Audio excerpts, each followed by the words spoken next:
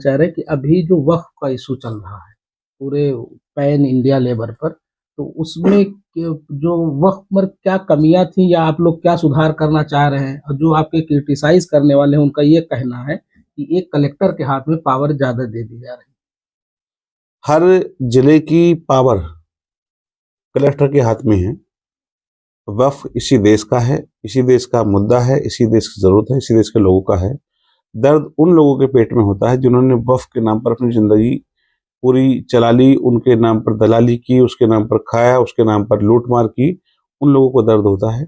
इसका फायदा सीधा सीधा गरीब मुसलमान को होगा, और जिन लोगों को जिनका हक था उनको सीधा सीधा मिलेगा।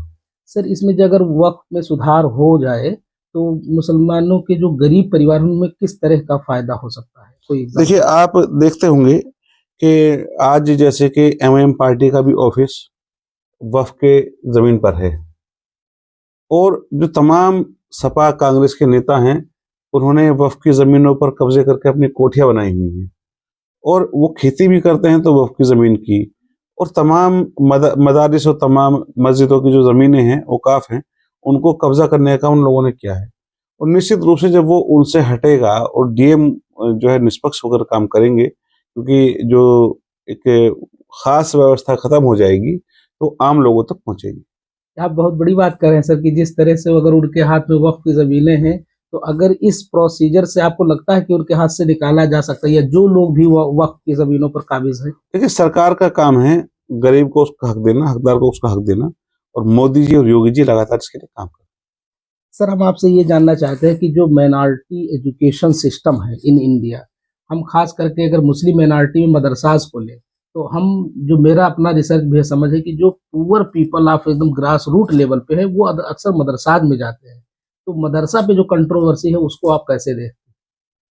हैं। मदरसा तो कंट्रोवर्शियल बनाया है जो मौलाना हैं, या जो दीनी लोग हैं, या जिन्होंने इस्लाम की आज तक नुमाइंदगी की। जब सरकार मिड डे मील से लेकर के और बच्चों की फ्री एजुकेशन और ड्रेस तक दे रही है, तो मदरसों की आवश्यकता क्या है?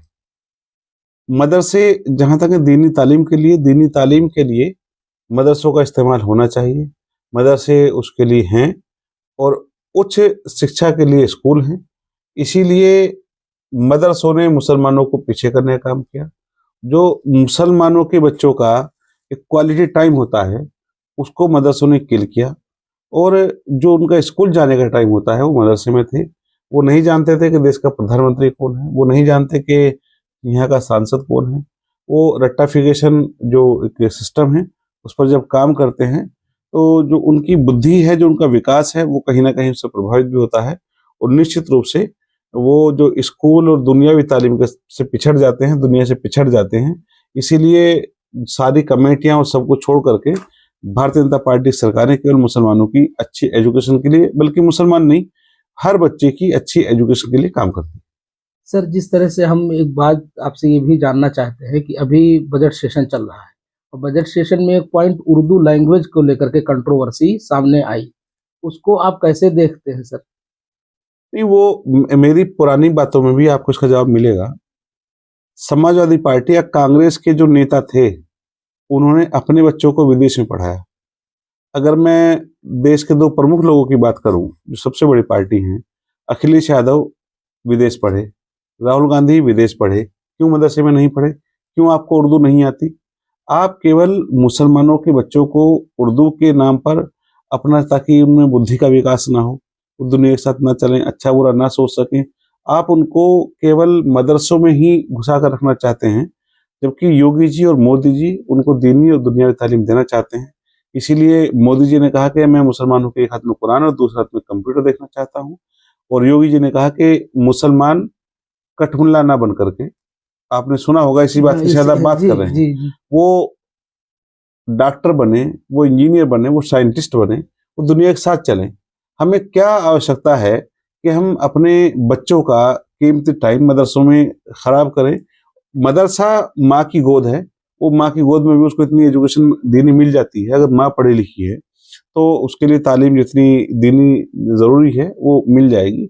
बाकी बहुत ज्यादा किसी को आवश्यकता है तो अपने बच्चों पे सबका अधिकार है, लगातार पढ़ा सकते हैं, बढ़ा सकते हैं। लेकिन सरकार की नीयत सबका साथ सबका विकास की है और मैं मानता हूं कि सरकार अपनी तरफ से बिल्कुल पूरा प्रयास इसके लिए कर रही है।